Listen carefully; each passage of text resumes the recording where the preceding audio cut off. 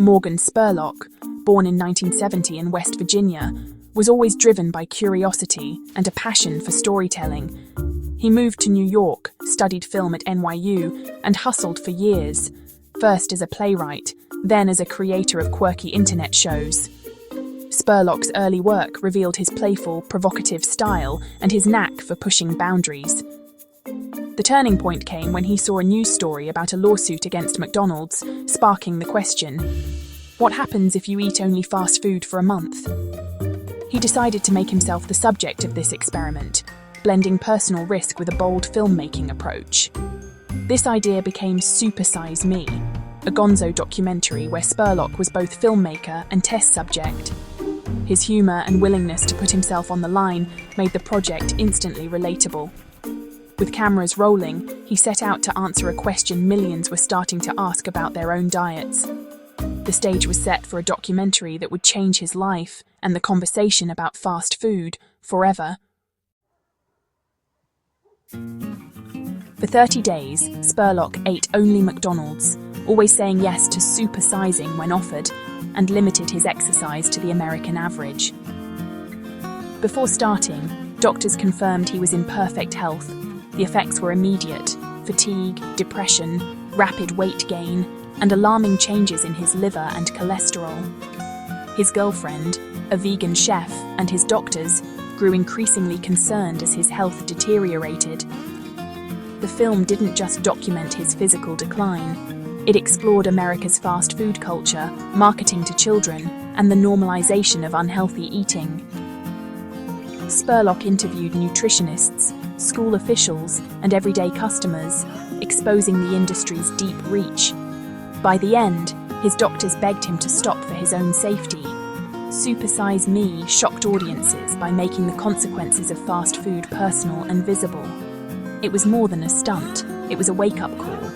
The experiment's impact would ripple far beyond Spurlock's own health. Super Size Me premiered at Sundance in 2004 and became a cultural phenomenon. It earned an Oscar nomination and grossed over $22 million, proving documentaries could be both entertaining and influential. The film sparked global debate about fast food, nutrition, and corporate responsibility. Super Size Me entered the lexicon, and schools used the film to teach about healthy eating. McDonald's soon dropped its supersize option and added healthier menu items, though they denied the film was the reason. The industry faced new pressure for transparency and healthier choices. Critics questioned some of Spurlock's methods, but the film's legacy was clear. It empowered consumers to demand better. Fast food remains popular, but the conversation about what we eat was forever changed. Spurlock's experiment made nutrition urgent and personal for millions. The film's influence is still felt today. After Super Size Me, Spurlock launched Warrior Poets, producing dozens of documentaries and TV series. He tackled everything from the war on terror in Where in the World is Osama bin Laden, to advertising in The Greatest Movie Ever Sold, which was itself funded by product placement. His sequel, Super Size Me 2, Holy Chicken, exposed the chicken industry's secrets. On TV, he created 30 Days, immersing people in lives unlike their own, and hosted CNN's Inside Man, investigating American industries from the inside. Spurlock's signature was putting himself at the center, making big issues feel personal and accessible.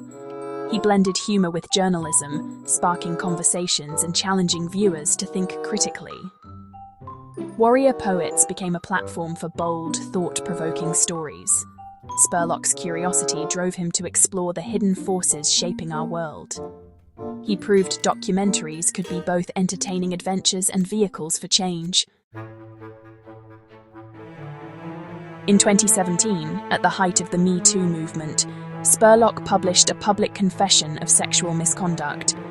He admitted to infidelity, settling a harassment claim, and a college incident he acknowledged as likely non-consensual. The fallout was swift.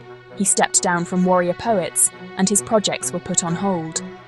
Super Size Me 2's release was delayed, and his career as a public figure ended overnight.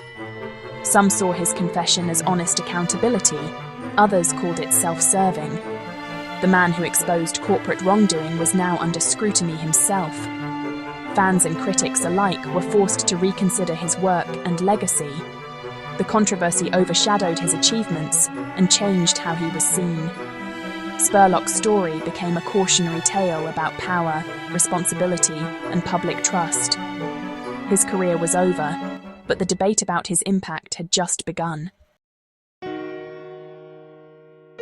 After his confession, Spurlock faded from public view. In May 2024, he died of cancer at 53, survived by his sons, family, and creative legacy. He's remembered as a pioneer of the personal documentary, making complex issues accessible and urgent. Super Size Me remains a landmark, sparking debates that continue today. Yet his legacy is complicated by his personal failings and questions about his methods. Spurlock's story is a reminder that public figures are rarely simple heroes or villains. He challenged society to look in the mirror, even as he struggled with his own flaws. His films changed conversations, inspired new filmmakers, and left a lasting mark on documentary storytelling. In the end, Spurlock was both a creative force and a cautionary example, a legacy as complex as the questions he asked.